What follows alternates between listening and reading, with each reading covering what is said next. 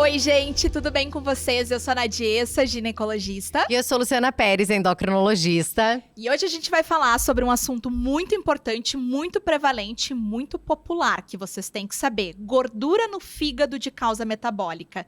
Tudo o que você precisa saber. Luciana Pérez, quem é que vai falar sobre isso?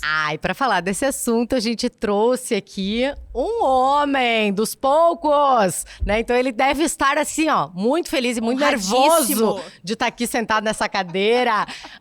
Ele é meu amigo, mas como a gente falou, a gente não traz amigos, Amigo a não gente é critério, traz tá, Jerônimo? ótimos médicos.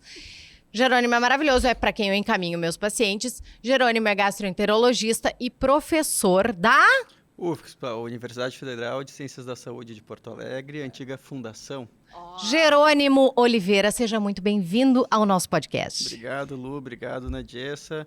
Além de ser colega, de ser amigo, eu sento hoje em dia na cadeira que a Luciana sentava lá no consultório, então a gente dividiu o consultório por um tempo. Então, fico muito honrado, muito feliz. Obrigado pelo convite.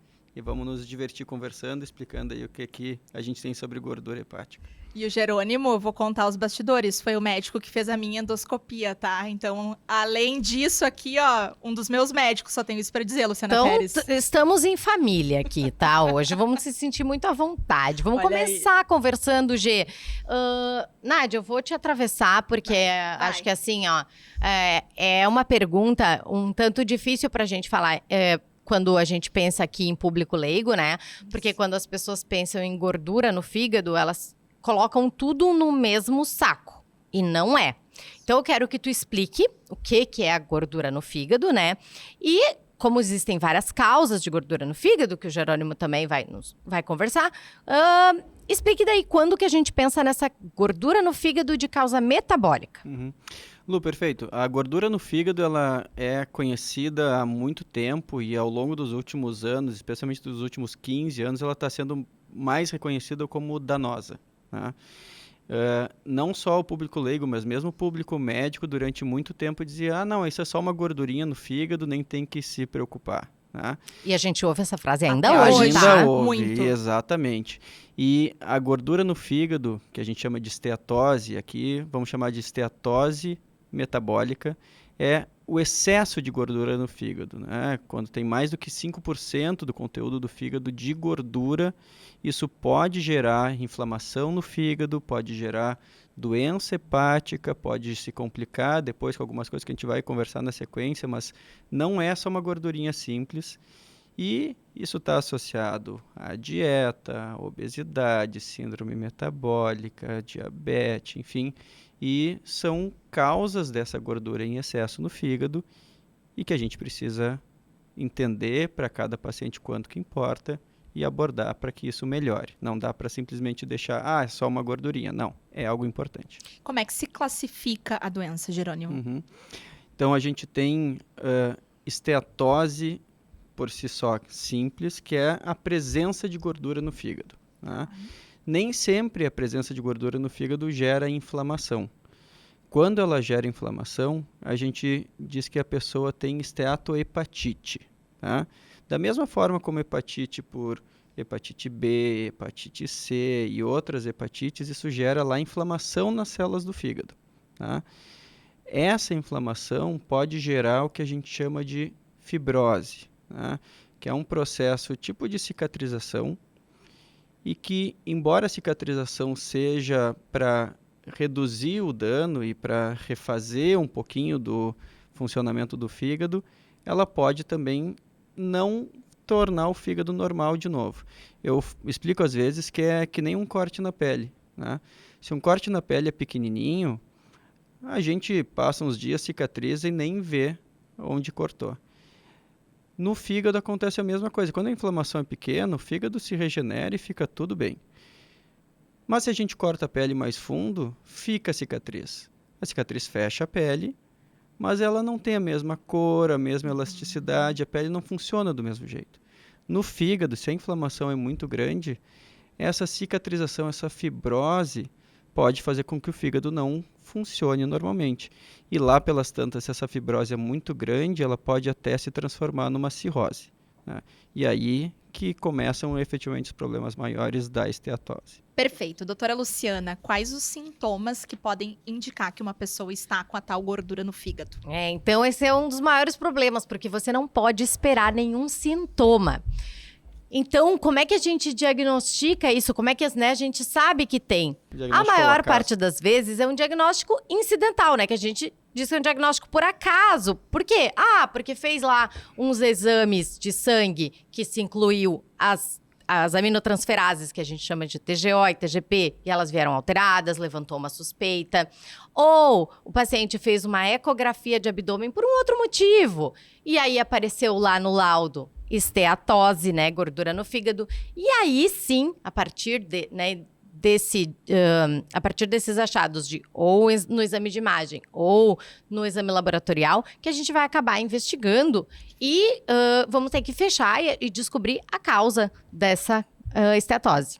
Perfeito. E como é que se faz o diagnóstico, Jerônimo? Então, como a Lu bem falou, a maior parte das vezes o diagnóstico ele é suspeitado a partir de exames feitos na rotina ou por algum outro motivo, e o diagnóstico é feito de forma não invasiva, né? Acho que isso é importante colocar, a gente não precisa de exames complexos.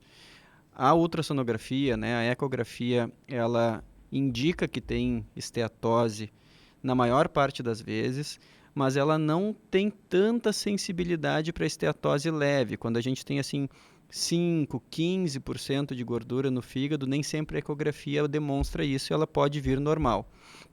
Então a gente tem métodos mais sensíveis, né, que detectam mais fácil a esteatose, que são a ressonância, a pesquisa de esteatose por um método que é o FibroScan, que é a elastografia, né? Isso já se faz às vezes por ecografia mesmo com softwares e aparelhos específicos, né? E em alguns casos que, por exemplo, vão fazer uma cirurgia da obesidade, né? Uma cirurgia bariátrica, e se faz uma biópsia do fígado, a esteatose pode estar presente lá nessa biópsia. E aí a gente vai avaliar depois.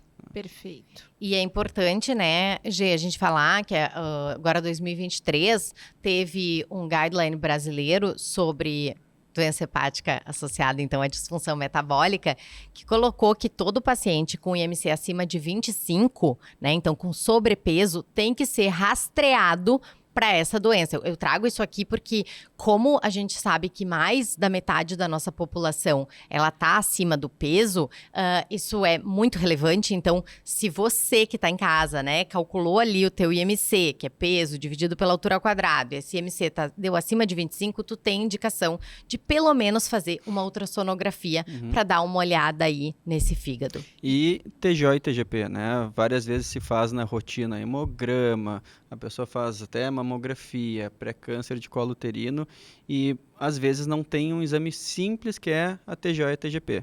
Então, vai numa consulta, vai fazer exames, pede para o médico incluir, né, esses exames de avaliação do fígado para ver se tem alguma alteração.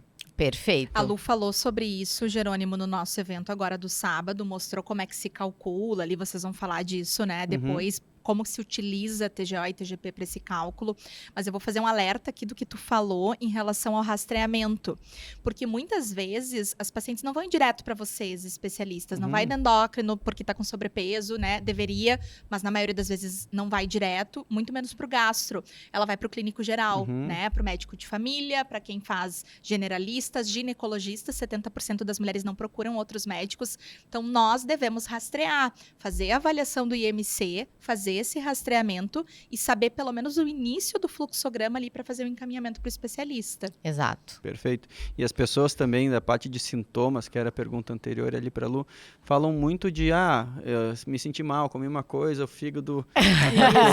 Eu sou muito. Clássico. Isso e às vezes quando, tem esteatose, é por isso que eu me sinto ruim. Não né? Os sintomas, eles são muito relacionados a estômago, a intestino, às vezes até refluxo. O fígado em si, ele não dá sintomas, né? Então, não precisa esperar sintomas para ir atrás de alguma doença de fígado, tem que, de fato, rastrear. Rastrear, perfeito. Beleza. E, Gê, como tu explicou antes, pro pessoal. A gente pode ter só gordura no fígado, a gente pode ter gordura com inflamação e a gente pode ter fibrose ou cirrose. Então, assim, quando que é indicado que a gente avalie, né, a fibrose, que é o que viria antes da cirrose? Como e quando? Então, como e quando avaliar a fibrose? Sempre, tá? Porque exatamente os pacientes que estão predispostos a ter fibrose ou que já têm alguma sinalização de fibrose é os que a gente mais vai focar, e não só no fígado. São os que também têm mais risco metabólico, mais risco cardiovascular, e esses pacientes precisam ser bem analisados e identificados. E não é complexo fazer isso, Lu, né? A gente tem algumas fórmulas que joga no Google e calcula rápido com exames que a gente tem no dia a dia, como plaquetas, TGO, TGP e idade. A gente vê se tem sinalização de que tem fibrose, né? O nome desse teste, desse score, é o FIB-4. FIB4. É um teste feito para uso por médicos, né? Então não dá para sair botando lá e achando que vai identificar alguma coisa, mas é bom, e a gente vê muito, né, pacientes cada vez mais esclarecidos. Viu que tem esteatose, diz, doutor, calcula meu FIB4, né? Acho que não tá dando ruim. aula pro médico, Olha né? aí. E só para vocês médicas que nos acompanham aqui, né, o G falou que é simples, tu pode jogar no Google e tu vai achar esse cálculo, mas também tem um aplicativo, tá, que chama EpiCalc, H-E-P, Calc de cálculo, né, que tu acha ali como é que é o nome do negócio que pesquisa? Na loja de aplicativos na loja de pesquisa smartphone. do smartphone, tá? E aí tu ali dentro tem diversos cálculos que o hepatologista, o gastro utilizam, dentre eles o FIB4. Então dá pra usar ali. A Luciana estava preparando a nossa aula do sábado e dela falou assim, não, mas isso aqui todo mundo sabe. Daí eu falei, as pessoas não sabem. Tu coloca a foto do aplicativo, porque as pessoas não sabem. E eu nem te falei isso, mas recebi um monte de mensagem das pessoas falando, meu Deus, eu tô chocada que é tão simples. E como médica eu posso fazer. E aprenderam na aula do HV. E aqui tem o site da Sociedade Brasileira de Hepatologia, por exemplo, disponibiliza uma calculadora muito simples. Assim, são 4 campinhos para colocar. O cálculo se faz em Segundos. fração de segundos, então não tem por que não fazer. Então, quando avaliar a fibrose, sempre. Né? Tá, e tu falou do FIB4, que é uma forma da gente avaliar a fibrose, e eu queria que tu falasse, assim, com relação a exames de imagem, né? Se o FIB4 veio alterado, G, qual é o exame de imagem que a gente pode utilizar? Perfeito. A gente tem métodos de avaliar a fibrose que substituem a biópsia. Antigamente a gente não tinha que botar uma agulha no fígado, que é ruim, é desconfortável, é invasivo, e por mais que seja raro complicar, tem risco. Né? Hoje em dia a gente tem ecografia, elastografia transitória, ressonância, e esses 3 métodos são relativamente de fácil acesso, são não invasivos, e a gente consegue ter a mesma informação da fibrose que tinha lá na biópsia, com a vantagem de que eles avaliam uma parte maior do fígado. A biópsia é um fragmentinho mínimo e a gente consegue dizer, bom, tem fibrose, é uma fibrose leve, intermediária ou já próxima da cirrose, e muitas vezes acompanhar. Da fibrose especificamente, Lu, é interessante a gente dizer, cirrose em si, quando estabelecida, a gente não consegue mais voltar. O fígado não volta mais ao normal. Incêndio, né? O que incendiou, a gente não consegue reverter. Isso. A fibrose, quando está em estágio intermediário, ou seja, não chegou na cirrose ainda, a gente consegue reverter e o fígado voltar a ser normal. Diminui a fibrose, diminui a gordura no fígado e a pessoa consegue diminuir esses riscos, né? Fazendo tratamento, fazendo dieta, enfim, como a gente vai falar na sequência. E, Jerônimo, explica pro pessoal o que é a elastografia que tu comentou, porque as pessoas escutam esse nome e acham que é um exame super complexo, invasivo. Elastografia não é um exame em si, e sim um método de avaliar a dureza do fígado. Né? A rigidez do fígado, Isso, né? A rigidez, a dureza, que quanto mais rígido o fígado, mais fibrose tem. E aí aquele fecho do ultrassom, né, o ultrassom a gente faz com um aparelhinho que gruda na pele, com um gel, e manda um feixe sonoro, e que esse aparelho detecta depois. Quanto mais rápido ele vai e volta, mais rígido o fígado está. Isso pode ser feito por ultrassonografia convencional, de novo, com software, aparelho e médico ecografista treinados para isso. Com um aparelho específico que se chama, o nome comercial é FibroScan, tá? E com ressonância. Tá? Nessa ordem, ultrassonografia, elastografia hepática transitória e ressonância vai do mais simples até o mais complexo, do mais barato ao mais caro, do mais disponível ao menos disponível. Mas os três funcionam muito bem.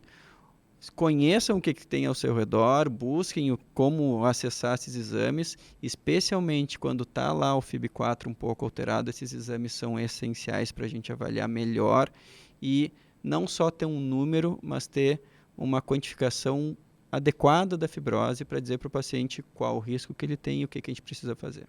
Perfeito. Show. Vou pegar o gancho falando em risco e queria perguntar para vocês dois, vou jogar para ti a pergunta e a Lu complementa. Pensando em fatores de risco, quais são os fatores de risco para gordura no fígado? De causa metabólica. De causa metabólica. Eu sou o povo, né? Popular, gordura no fígado. Não, mas é isso. E recentemente teve mudança de nomenclatura que torna um pouquinho mais difícil, mas a ideia é justamente enfatizar que é relacionado ao metabolismo, de causa metabólica. E todas as questões metabólicas aqui, que são excesso de ingesta calórica, sobrepeso e obesidade, aumento da circunferência abdominal, hipertensão, diabetes, dislipidemia, tudo isso aumenta a chance de gordura em excesso no fígado e, portanto, inflamação por essa gordura. E eu vou complementar aqui com a parte, né, mais comportamental. Então, e é importante a gente dizer que, por exemplo, dieta não saudável, então, rica em açúcar, rica em produtos ultraprocessados, gordura saturada. Então, mesmo que tu tenha um paciente que não esteja com sobrepeso ou obesidade, mas ele tiver uma dieta não saudável, ele também tem um maior risco, tá? E tem até estudos que associaram, por exemplo, pacientes magros, mas que ingerem muito refrigerante açucarado com maior risco de doença gordurosa, tá? Então, vemos que a dieta é um problema, a dieta não saudável é um problema, mesmo quando ela não leva ao sobrepeso e obesidade. Segundo ponto, sedentarismo, né? Então, a gente sabe que fazer exercício reduz risco, então a gente diz que paciente com sedentário parece ter mais risco. Ingesta de álcool, também importante, fator de risco. E a ingesta de álcool, de novo, ela não causa esteatose metabólica, ela causa esteatose pelo álcool, mas podem ser dois fatores fazendo o mesmo tipo de dano. Exatamente, né? Então, entra aí nessa questão também de uma vida menos saudável, né? E eu acho que de fator de risco de estilo de vida é isso, né? Depois tem alguns mais raros, como alterações, polimorfismos genéticos, né? Não são mutações genéticas, são alterações dos genes que não são tão raras assim e que podem aumentar a absorção de gordura, reduzir o uso dessa gordura e que tem se conhecido cada vez mais, e aí buscando aquela medicina de precisão, né, personalização da medicina e progressivamente esses testes genéticos também ficando mais baratos, a tendência é que a gente ao longo do tempo possa oferecer isso, né, estudar melhor. Aproveitando que eu falei, né, que, por exemplo, estar numa dieta não saudável, o paciente pode mesmo assim não estar acima do peso, porque, né, isso acontece. Então, ser magro não significa ser saudável. Então, acabei falando que sim, o paciente pode ter gordura no fígado e ser magro, mas eu queria que tu comentasse um pouquinho sobre isso, né? Isso. Até 20% dos pacientes com esteatose são magros por IMC. Por definição de IMC. De IMC, exato. De IMC. Exato, né? Com todas as críticas que a gente pode fazer ao IMC, né? Uma simplificação de uma avaliação de sobrepeso e obesidade, e toda simplificação faz com que a gente, né, perca um pouquinho de refinamento. Mas aqui não é pouca coisa, é 1 a cada 5 pacientes que têm esteatose são magros, né? Então, eu sou magro, tá tudo bem. Não. Tem que ver se os hábitos estão adequados, se a ingesta de refrigerantes, bebidas açucaradas. Eu tomo um monte de suco, tá tudo bem, suco é bom. Não, a gente pode estar aumentando a ingesta calórica sem necessidade. E mesmo que o peso esteja normal, a gente pode ter lá esteatose, pode ter gordura, pode ter inflamação. E em alguns estudos, até a gordura no fígado em pacientes magros talvez gere mais inflamação ou algumas têm um risco maior para aquele paciente do que os pacientes com esteatose obesos. Né? Interessante. Então, talvez, sou magro, estou bem, como a Lu falou, pode não ser verdade. Perfeito. Que coisa, né? E eu achei alta incidência para pessoas que não estão acima do peso, 1 em 5, Não, né? vamos lá. Na América Latina tem uma estimativa de 35% a 40%, dependendo do país ou da região, de pessoas com esteatose. Ou seja, se a gente pegar 3 pessoas na rua e fizer uma ecografia, uma vai ter esteatose. Tá? Impressionante. E a chance dela ser magra é de 20%. Ou seja, tem muita gente andando por aí com esteatose sem saber, tem muita gente andando por aí com inflamação no fígado pela esteatose sem saber, não querendo criar nenhum pavor nas pessoas, né? Acho que também é importante, mas a gente precisa ter alguma avaliação disso e sem dúvida que IMC não é suficiente para a gente IMC, ficar para o tranquilo. público leigo que está nos ouvindo, é o índice de massa corporal. Então, é um cálculo que a gente faz utilizando o peso e a altura da pessoa e que, eventualmente, né, pode nos enganar aí por N motivos. Isso, e em resumo, assim, estar magro não quer dizer que está saudável. Né? Questão de dieta, mesmo para pacientes magros, ela é importante. Exatamente. Perfeito. Bom, falando em tratamento, eu vejo muito num consultório, né, de clínica geral, que as pacientes às vezes vêm já com ultrassom alterado e não receberam nenhuma orientação em relação a isso. Então, Lu, eu queria que tu comentasse sobre o tratamento, pensando, por exemplo, em estilo de vida das pacientes que têm gordura no fígado de origem metabólica. Né? Perfeito. Então, assim, primeira coisa, né, óbvio que a gente vai dividir o paciente entre aquele que necessita de perda de peso e o que não necessita. Né, o paciente está com sobrepeso e obesidade, ele vai ter que fazer restrição calórica e o paciente que não está acima do peso, ele pode precisar de uma modificação de qualidade da dieta sem necessitar de restrição calórica, mas vamos botar que todo mundo então vai precisar melhorar a dieta, uns com restrição calórica, outros não. Quanto à dieta, a gente não tem assim, tem que ser a dieta A, B, C. Tá, não, mas a gente tem boas evidências de que a dieta mediterrânea seria um bom padrão a seguir. Por quê? Porque a gente tem que olhar para esses pacientes e entender que eles são pacientes com disfunção metabólica. Então, eu olho para fatores de risco metabólicos, pacientes diabéticos, pacientes com obesidade, pacientes com doença cardiovascular, com alteração de colesterol, todos eles estão aqui. Então, a dieta mediterrânea, ela seria uma ótima escolha, tá? Segundo ponto, quanto de peso eu preciso perder no caso de eu estar acima do peso? Então, se eu perder até 5% do peso, eu resolvo a gordura no fígado, se ela tiver só gordura ali dentro. Se eu tiver gordura com inflamação, eu preciso perder de 7 a 10% do peso. E se eu tiver fibrose, eu vou precisar perder mais de 10% do peso, tá?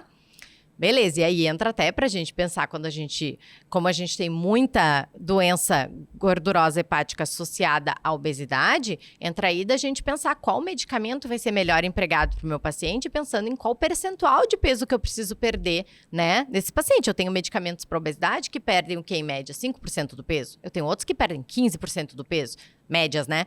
Então, nessa hora eu também vou escolher baseado no né, na classificação da doença hepática desse meu paciente naquele momento. Exercício, muito importante fazer, todo mundo. Seja necessário perder peso ou não. Por quê? Porque fazer exercício por si só melhora a esteatose, mesmo em pacientes que não perdem peso se fazem exercício. Então, quanto de exercício, né, Nádia? Lá vem de novo. Então, assim, 150 minutos de atividade física se for de intensidade moderada por semana, ou 75 minutos de atividade física de intensidade vigorosa se for, né, por semana. Que mais, Gê? Abstenção de álcool, muito importante. Vou te jogar já essa pergunta, Jerônimo, tá? Vamos lá. Paciente com gordura no fígado aí de causa metabólica. O que tu orienta? Pode beber um pouquinho? Não pode? Uma Abstenção tacinha. total? O que tu acha que é melhor? Não tem uma regra, tá, Lu? É claro que a gente vai definir o quanto que pode ingerir de álcool de acordo com qual a gravidade, ou qual a intensidade dessa esteatose metabólica também. Tá? Um paciente que já tem fibrose e tem esteatose, eu vou dizer, olha, álcool é exceção, né? Ideal é 0 álcool. Né? Um paciente que tem uma esteatose sem sinais de fibrose, né? Não tem elevação da TGO e da TGP e a ecografia não tem outras alterações, não tem por que impor uma restrição. Mas, claro, com ingesta saudável de bebida alcoólica. Né? A gente tem lá um limiar de 20 a 30 gramas de álcool, que é umas 2 ou 3 doses por dia, que é bastante, é muito. Usar álcool todos os dias não é saudável. E por mais que possa ser assim dentro de um limite que não causa dano no fígado, causa outras doenças. Né? Então, a recomendação é de restrição de álcool, tá? Sempre. Perfeito. E voltando então para estilo de vida, né? Então falamos um pouco de dieta, falamos um pouco de exercício, falamos do álcool. É importante trazer o café, eu acho. Eu ia te perguntar. Café protege gordura no fígado de causa Café. metabólica? Então, A gente brinca que o gastroenterologista pode ter 2 pacientes na sala de espera, né? Num toma café e no outro a gente diz, não toma café, né? O paciente com alguma alteração no fígado, ou o café refluxo, é bom. tu vai dizer. Refluxo, eu vou dizer, não toma café. Aí, eu tenho esteatose e refluxo. Bom, vamos lá. Aí vamos tomar menos. Mas o café eu acho que é interessante. O mais interessante é a gente dizer que pode ser café com ou sem cafeína. Então, na verdade, tá ligado às outras propriedades do café que não a cafeína, né? O café tem várias propriedades aí benéficas. E aí, eles... Claro que isso também, né, Gê? Se a gente for ler o último guideline, o da Sociedade ali, Europeia, né? Que é o último, Que é né? do ano O Europeia, passado. que é o último. Ele coloca, assim, que temos estudos divergentes quanto a isso. Mas, via de regra, a gente diz que, assim, até 3 xícaras de café, com ou sem cafeína por dia, poderiam ajudar, assim, a prevenir, né? Esteatose e até melhorar a fibrose. E não só da esteatose, outras doenças hepáticas se beneficiam, né? Pacientes que já tiveram hepatite C, por exemplo, que usam café rotineiramente, têm menos risco de ter câncer no fígado. Olha aí, que Interessante, não informação, sabia. Jerônimo! Chocada. Muito bem. Tá, e Gê, bom, falamos de estilo de vida. Então, fechando esse bloco estilo de vida, eu acho que vocês têm que saber que esse é o mais importante de tudo. Sim, exato. Sem isso, né, não temos nada. Então, começar por aí é a nossa chave. Mas aí, temos em estudo, né, alguns medicamentos. Gê, quer citar um pouco, assim, falar muito por cima, porque lugar de falar de medicamento não é aqui, é no HV Paramédicas. Que, Isso. inclusive, vai ter uma... Já tem, quando esse episódio for ao ar, a aula do Dr. Jerônimo. Só sobre doença hepática gordurosa associada à disfunção metabólica. Mas Foi. Tá, a aula do Jerônimo maravilhosa, onde paramédicas a gente vai falar muito sobre as opções de tratamento, doses, etc. Mas aqui é por cima. É só para os nossos pacientes que estão nos assistindo saber o que tem, Gê, de tratamento medicamentoso aí. Perfeito. E é muito difícil brigar com perda de peso na esteatose, viu, Lu? Então, os medicamentos têm muita dificuldade de efetivamente trazer benefício, porque perder peso resolve muita coisa na esteatose metabólica. Então, tem alguns medicamentos que agem lá no processamento da gordura dentro do fígado, que tentam reduzir aquela fibrose, que tentam reduzir a quantidade de gordura. Né? Alguns medicamentos que são já utilizados para perda de peso podem ter benefício específico na esteatose, mas nada ganha com grande distância assim, da perda de peso, da reeducação alimentar. Né? Então, tem alguns medicamentos, mas que ainda não entraram para resolver a vida da esteatose. Provavelmente nos próximos anos a gente vai ter conjuntos de medicamentos que efetivamente tragam benefício. A gente ainda não tem isso bem estabelecido. Eu acho que aqui é só importante a gente conversar, né, Gê? Que o que acontece é que, assim, as pessoas quando fazem um diagnóstico de uma doença crônica, seja ela, né, diabetes, com gordura no fígado, obesidade, elas tendem no início a se assustar com o diagnóstico, fazer as mudanças de estilo de vida, perder peso, mas isso não costuma se sustentar no longo prazo. E aí entra a gente pensar, por exemplo, né, todo paciente que está acima do peso, em utilizar medicamentos que auxiliem na perda do peso, drogas anti-obesidade, e hoje a gente tem classes, né, que é a classe dos análogos de GLP-1, que ela foi já bastante estudada para pacientes que têm obesidade e que têm essa doença gordurosa aí no fígado associada à disfunção metabólica, mostrando melhora, né, dos desfechos aí. E essas medicações tendem a ajudar não só pela perda de peso, né? Elas agem lá no fígado também. O quanto que elas agem no fígado ainda é pouco, ou seja, muito do benefício que elas têm é da associado da perda de peso. Isso. Perfeito. Perfeito. E, gente, pensando assim, Jerônimo, numa pessoa que fez o diagnóstico ali da gordura do fígado, né, com a causa metabólica, iniciou mudança de estilo de vida com alimentação e atividade física. Quanto tempo demora para reverter um pouco isso? Nadia, essa é uma pergunta interessante porque os pacientes querem ver benefício Pra real, ontem. né? Eu tô com a gordura, eu quero tirar essa gordura do meu fígado. Vou repetir a eco em um mês, doutor. Isso, não. Os estudos avaliam entre 6 e 12 meses, em geral em um ano. Tá? E aí é bem interessante que conforme, como a Lu já citou, conforme o patamar de perda de peso alcançado, maior é a chance de efetivamente essa esteatose sair do fígado. Tá? E aí, então, uma nova avaliação em um ano com imagem me parece estar bem ok. Tá? Antes disso, talvez seja muito precoce. E aí a ecografia em si, lembrando, ela pode, em esteatose muito leve, não mostrar. Tá? Não quer dizer que a esteatose tenha sumido e tudo liberado de novo. Tá? A quantificação da esteatose, ou por ressonância, ou por aqueles métodos de elastografia, dá um número. E às vezes essa comparação do número é melhor do que o tem, não tem. É mais, a gente consegue confiar mais. Mais fidedigna, né? Perfeito. Mas viu, galera, não é para sair repetindo o exame de imagem 1 a 2 meses, né? Eu acho que 6 meses a 1 ano seria o considerado ideal. Claro que eu acho que também depende do quanto, né, que o paciente perdeu de peso, o percentual de perda de peso, para tu realmente esperar que aquele exame de imagem vai se mostrar melhor, né? E uma coisa bem importante, Lu, quantidade de gordura no fígado, ou seja, grau de esteatose, não acompanha a gravidade. O paciente pode ter uma esteatose leve, isso é muito importante. E ter um monte de inflamação, pode ter uma esteatose acentuada, severa, de grau 3, e não ter nada de inflamação. Então se preocupem mais realmente com as mudanças metabólicas do que com o quanto de gordura que tem no fígado. Perfeito, isso é muito importante. Importantíssimo. As pessoas não sabem disso. Eu vou falar para lá de novo. Fala, né? repete, vai lá para a câmera 3. Estou aprendendo nessa função aqui com vocês, né? Ótimo. Mas, enfim, a quantidade de gordura no fígado, na ecografia ou em algum outro exame, ela não se acompanha de gravidade.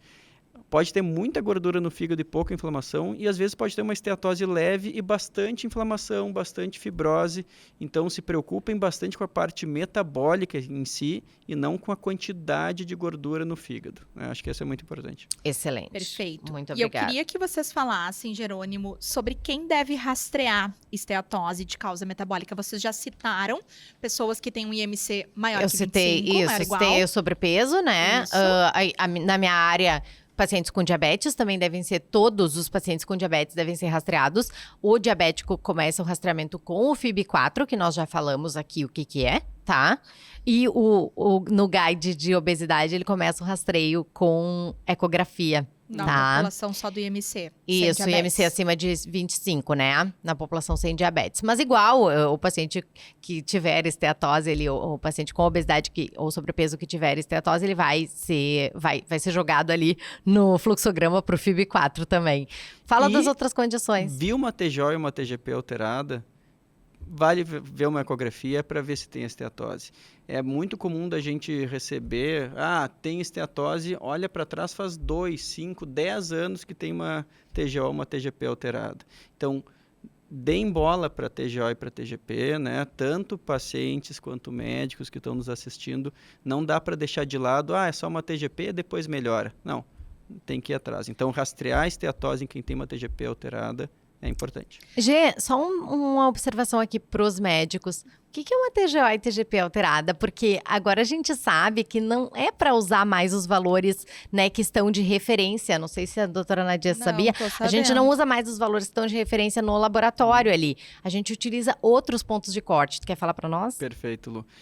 Ao longo do tempo se viu que quando foram ver o que era uma TGP normal, tinha muitos pacientes lá com esteatose, né, com hepatite C, hepatite B, e que os métodos de diagnóstico dessas doenças de fígado antes não eram tão bons. Hoje em dia, a gente considera uma TGP normal abaixo de 25 ou 30. Tem algumas sociedades que colocam até para 20. Eu acho um pouquinho excessivo. Acho que 25 ou 30 é um bom parâmetro. 25 para mulheres, 30 para homens de TGP. Tá? O valor de referência às vezes vai para 45, 47. Em alguns laboratórios menores chega a ter 70 de TGP. Não dá para confiar nisso. Tá? O ideal é uma TGP abaixo de 25, abaixo de 30. E a TGO? TGO é semelhante, mas a TGO tem muito mais variação, Lu. Quando a gente vai falar do limite, a gente fala na TGP. Mas a TGP, perfeito, Gê. E só para esclarecer também para o público leigo em relação a isso ainda, não existe indicação de rastreio universal das pessoas com TGO e TGP. Não, mas tem, claro que daí com o viés das sociedades de fígado, por exemplo, ter uma TGP na vida vale. Porque, de novo, essas doenças têm muito impacto e elas não dão sintomas. Né? Então, lá pelas tantas, em algum momento da vida, coletar uma TGP quando vai fazer seus exames de rotina, vale a pena. Mas sem overindicação, Não, também para todo mundo toda hora. E falando de rastreamento, Gê, eu falei ali, pacientes com IMC acima de 25, falei dos diabéticos, o que mais? Não, e o que a gente já falou, né? Pacientes que têm sedentarismo, que têm uma dieta inadequada, uma dieta não saudável, Acabou de mudar, vai rastrear todo mundo. É muito comum, né? Não precisa ser todo mundo, mas é muito comum. Quase. E uma coisa que vale a gente ver, pacientes que, como tem algum componente genético, pessoas que têm uma história de cirrose na família, né? Precisam ser rastreadas também. Né? É muito comum de as pessoas associarem cirrose à ingesta alcoólica. Né? E a maior parte das cirroses não tem nada a ver com ingesta alcoólica. Importantíssimo tá? isso. Então, de novo, minha mãe, meu pai, meu tio teve cirrose. Isso traz um estigma e as pessoas têm muita vergonha de dizer porque vão achar que ele era alcoolista. A maior parte das cirroses não tem nada a ver com álcool. Então, teve uma história de algum familiar com cirrose, talvez tenha sido esteatose, né? E a gente precisa buscar. Rastrear nesse grupo. Perfeito. Beleza. E doutora Luciana, a esteatose hepática de causa metabólica é uma doença perigosa? Quais são os riscos se eu não tratar? Então, quero começar com aquela frase. Não é só uma gordurinha no fígado. A maior causa de mortalidade entre pacientes com essa gordura no fígado de causa metabólica são doenças cardiovasculares e cânceres não hepáticos, tá? Então, as pessoas que têm isso morrem de doença no coração e de câncer. Seguido por doença no fígado. Terceira causa seria doença no fígado, tá? Então, a gente tem que pensar que quando a gente faz esse diagnóstico, a gente tem que lembrar todos os rastreamentos de câncer, tá? Que deveriam ser óbvios, né, doutora Nadia? Mas não são. Então, a gente tem que rastrear os pacientes para os cânceres rastreáveis anualmente, tá? Ou não, dependendo do exame, né? E avaliar toda a parte cardiovascular também, né? Tanto a parte laboratorial, quanto medir pressão, ver peso, essas coisas mais básicas aí. Quer acrescentar alguma coisa, Gê, a respeito disso? Eu queria fazer uma lista aqui de algumas situações e queria ver o que vocês acham. Vou botar aqui e vocês prestem atenção nessa lista. Olha só. Sobrepeso atual, obesidade na infância e na adolescência, aumento da circunferência abdominal, tabagismo, ingesta frequente de bebida alcoólica, ingesta frequente de bebidas açucaradas, hipertensão, dislipidemia e síndrome metabólica. Esses são fatores de risco para quê? Para esteatose hepática metabólica, sim, mas aqui são fatores de risco para câncer de cólon abaixo dos 50 anos. Né? Câncer de cólon, gente, é o câncer de intestino. Perfeito. Eu então, e Luciana Pérez assim, ó. Exato. Então, o câncer de intestino tem os mesmos fatores de risco das doenças cardiovasculares, da esteatose metabólica. Então, são pacientes que talvez sejam a causa de a gente estar vendo nas colonoscopias que a gente faz, adenomas, pólipos mais frequentes em pessoas com 40, 45 anos, e isso muito provavelmente não vai diminuir, e a tendência, a expectativa de cânceres mais precoces do tubo digestivo na população mundial ao longo dos próximos anos é de aumentar. Aí entra de novo a questão dos rastreamentos com colonoscopia e todas as outras coisas que a gente já, né, que a Lu já falou. Já citou. Importantíssimo, né? Muito bem. E olha, gente, eu acho que a gente conseguiu destrinchar bem, né, o assunto. É um pouco difícil, um pouco complexo falar de alguns assuntos para público leigo, mas eu acho que a gente conseguiu. Muito importante. Vocês comentem aqui se vocês acham que a gente conseguiu. Finalizando, então, se você é médica ou estudante de medicina, o lugar para você estudar é no HV Paramédicas. No HV Paramédicas, a gente aprofundou esse assunto, né? Dr. Jerônimo, que está dando a aula, tá? Maravilhoso. Muito bom. Falando, então, também da questão de tratamentos medicamentosos, coisas que a gente não pode falar aqui. E falando, né, então, numa linguagem para médicos, né, com tudo que vocês precisam saber. A gente evita especificamente nome de medicação, Jerônimo e dose aqui, porque a gente acha complexo, né? As pessoas podem se automedicar, enfim, acho que não é o objetivo daqui. Então, lá fica um pouco mais fácil da gente fazer isso. E eu lembrei de uma coisa só, pensando no tratamento, pensando justamente nesse cuidado. A gente vê hoje em dia muitas medicações naturais, né? Muitas substâncias importantíssimo, fala. Que são para ajudar o fígado, né? E várias dessas, como é natural, não tem problema, não faz mal, né? E muitos fazem, né? Alguns medicamentos e algumas substâncias que se propõem a resolver a esteatose, não só não tem evidência científica disso, como podem piorar, estão associadas a alterações de fígado e muitas vezes pioram o quadro que tinha antes. Né? Então, excelente, tá? Excelente. Isso aí. Eu vejo muito essa questão de usar chás, né? E a gente sabe que muitos chás são hepatotóxicos, ou seja, eles são tóxicos pro fígado, então às vezes eles fazem o efeito justamente o contrário do que ele está se propondo a fazer. Gê, mensagem final, o que tu quer dizer para os nossos seguidores aqui? Acho que independente da nomenclatura, né, Lu, que a gente tem dificuldade às vezes de dizer, só é esteatose metabólica, doença hepática esteatótica, é doença do fígado gordurosa associada ao metabolismo. É uma gordura no fígado que pode estar aumentada por questões do metabolismo, né, dieta inadequada, sobrepeso, história familiar, e tudo isso pode gerar inflamação no fígado, pode gerar aumento de risco de doenças cardíacas, aumento de neoplasias e precisa ser cuidado, né? Então essa acho que é a mensagem principal. Muito obrigada. Muito bom. A gente está satisfeita, né, Nadia? Satisfeitíssima. Gê, muito obrigada pelo teu tempo, né? Tempo é a coisa mais preciosa que a gente tem. Muito obrigada pelo teu tempo, por estar aqui com a gente hoje. Lu, Nadia, muitíssimo obrigado pela oportunidade, né, de estar aqui, de ser um dos poucos homens aí. Eles valorizam. Não, com certeza, né? Aprendi muito, foi um prazer, uma honra. Muito obrigado. Maravilhoso. Gente, é isso por hoje. Até a próxima. Tchau, tchau. Até a próxima.